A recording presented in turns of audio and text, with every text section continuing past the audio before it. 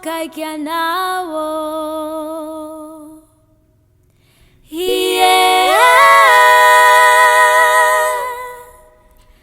Efefty zao avy eto izao.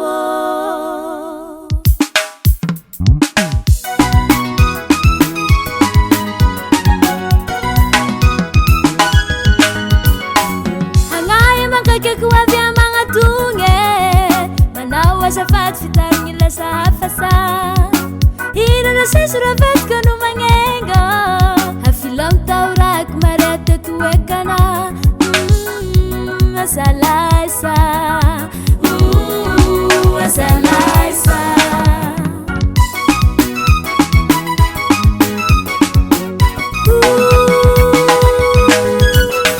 Hagnahy mankaiky avy magnatogny, manao azafady fitarigny lasa hafasa.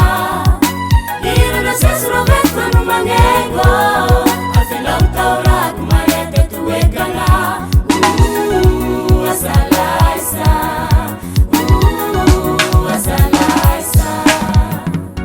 Sono tinazata amin'ny evanjela, misoratany penantaraka taminazy.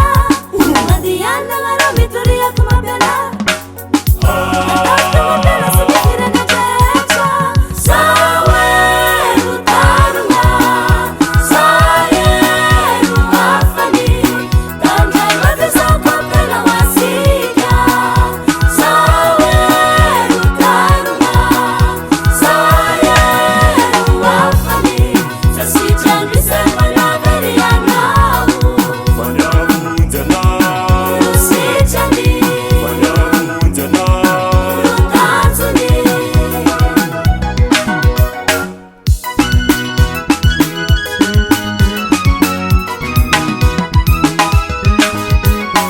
Sesoanareo nasahiragna aminawe, fagnaody avariagna amin'ny fiaigna mandalo izao.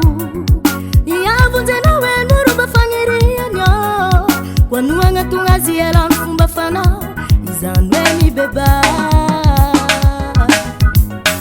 Sesoanareo nasahiragna aminawe, fagnaody avariagna amin'ny fiaigna mandalo izao. Iavonjenao eno romba fagniriana,